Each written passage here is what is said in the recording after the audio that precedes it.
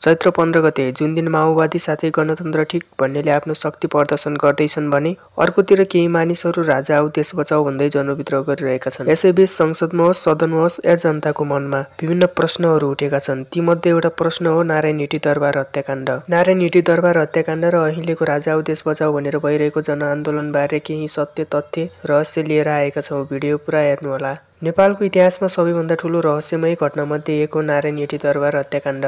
2058 साल जेठ 19 गते राति दरबारभित्र भएको यो घटना आजसम्म रहस्यमय बनेको छ। यो घटना अझै पनि प्रमाणित भएको छैन, अझै रहस्यकै घेरामा रहेको छ। यो हत्याकाण्डको आधिकारिक विवरण अनुसार तत्कालीन युवराज दिपेन्द्रले राजा वीरेन्द्र सहित उनको परिवारका सदस्यहरूको हत्या गरेका भन्ने भनाइ थियो, तर त्यो पनि प्रमाणित हुन सकेको छैन। यो घटनाबारे धेरैजसो नेपालीहरूले अझै पनि जान्न चाहन्छन्, तर सत्य के हो अझै पनि बाहिर आइसकेको छैन।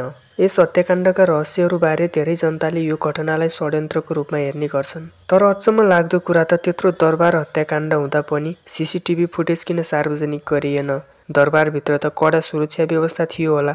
त्यत्रो कडा सुरक्षा व्यवस्था हुँदाहुँदै पनि किन यसको ठोस प्रमाण बाहिर ल्याइएन? तत्कालीन समयमा त्यहाँ रहेका सैनिकहरूले के गरे त त्यो समयमा? आखिर ती सैनिकहरूबाट पनि किन यो हत्याकाण्डबारे कुरा खुलेन? यो प्रश्न धेरै पहिलेको हो, तर फेरि आज केही मानिसहरूले राजा आऊ देश बचाऊ भनेर जनविद्रोह गर्दै गर्दा यो प्रश्न फेरि पनि उठेको छ। आज करिब 25 वर्षपछि नेपालमा फेरि राजसंस्थाको माग गर्दै देशव्यापी रूपमा आन्दोलनहरू भइरहेका छन्। राजा आऊ देश बचाऊ भन्ने नारासहित विभिन्न ठाउँहरूमा प्रदर्शन भइरहेको छ।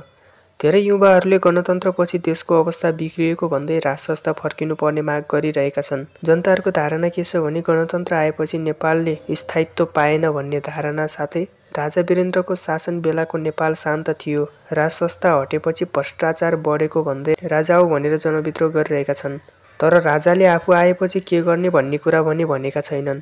मात्र मलाई साथ दिनुहोस्, देश बचाऊ मात्र भनेका छन्। तर आफू आएपछि के गर्ने, कसरी गर्ने, नेपालमा भएका समस्याहरूलाई कसरी समाधान गर्ने भन्ने बारे बोलेका छैनन्। के मलाई साथ देऊ देश बचाऊ भनेकै भरमा जनताले साथ देलान् त? यसरी राजा आऊ देश बचाऊ भनेर जनविद्रोह भइरहँदा उता प्रचण्ड भने गणतन्त्रलाई जोगाउनको लागि निकै लागि परेका छन्। उनले यही चैत्र 15 गते जनलहर निकाल्दैछन्।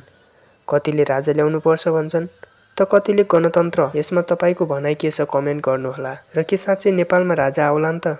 र आयो भने राजाले के गर्लान् त? तपाईको भनाइ के छ कमेन्ट गर्नुहोला।